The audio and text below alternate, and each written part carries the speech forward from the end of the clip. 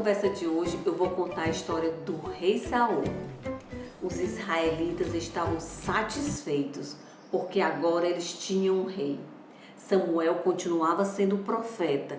Ele transmitia a mensagem de Deus ao povo e ensinava a importância do povo obedecer a Deus para ser feliz.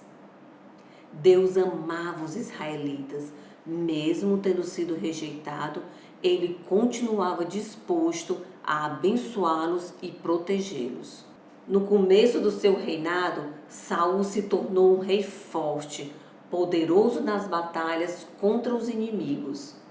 Certo dia, Samuel mandou Saul ir para a cidade de Gilgal. A ordem de Deus é que Saul deveria esperar Samuel por 7 dias para oferecer sacrifício ao Senhor e receber instruções do que ele deveria fazer como um rei. Saul sabia que esse seria um momento muito especial. Ele deveria entregar para Deus o melhor dos seus animais. Ouviria instruções de Deus para ser um rei sábio.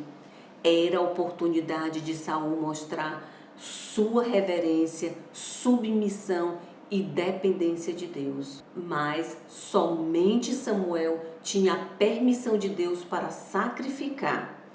Enquanto Saul esperava, os israelitas perceberam que os filisteus estavam chegando para atacá-los. O exército dos filisteus era muito grande e estavam bem armados. Por outro lado, os soldados israelitas estavam desarmados. Somente Saul possuía espada. Por isso ficaram apavorados e muitos se esconderam em cavernas. Sabe o que Saul fez? Resolveu não esperar Samuel e ele mesmo fez o sacrifício. Quando Samuel chegou e perguntou para Saul o que ele tinha feito, ele não reconheceu o seu erro e culpou o povo. Samuel ficou irritado com Saul e disse: "Você agiu mal, você desobedeceu a ordem de Deus. Por isso, será castigado. No tempo certo, você não será mais rei, e nenhum dos seus filhos herdará o seu trono." Depois disso, Deus permitiu que os israelitas vencessem os filisteus através da estratégia de Jonatas, o filho de Saul. Muitos anos depois, Deus autorizou Saul a atacar outro povo inimigo, chamado Amalequitas. Os Amalequitas eram um povo mau e por muitos anos tentaram destruir os israelitas. Saul recebeu a ordem de destruir tudo e não deixar nada com vida. Ele e seu exército lutaram contra os amalequitas e venceram a batalha. Porém, Saul fez outra coisa errada. Não obedeceu o que Deus mandou. Trouxe o rei dos amalequitas com vida e também os melhores dos animais. À noite, Deus falou para Samuel e contou que Saul tinha desobedecido suas ordens de novo. Samuel ficou muito triste. Ele amava Saul e passou a noite chorando e orando por ele. Pela manhã, Samuel foi ao encontro de Saul e descobriu que ele havia construído um monumento de pedras para que todos se lembrassem de sua grande vitória contra os amalequitas. Saul não estava nem um pouquinho interessado em agradar a Deus e fazer a sua vontade. Estava buscando honra para si mesmo, com o coração cheio de orgulho. Saul disse que tinha obedecido tudo que Samuel mandou. Como obedeceu em tudo? Se trouxe os animais e o rei Agag com vida. E ainda deu a desculpa que os animais eram para sacrificar ao Senhor. Deus não estava satisfeito com Saul. Ele não obedeceu às suas ordens. Agiu do seu modo. ainda deu desculpas. Crianças, cuidado! Quando você desobedece às ordens dos seus pais, faz as coisas do seu jeito e depois tenta enganá-los, você está tendo a mesma atitude ruim de Saul. Olha o que a Bíblia diz em 1 Samuel 15, 22. Acaso tem o Senhor tanto prazer em holocaustos e em sacrifícios, quanto em que se obedeça a sua palavra?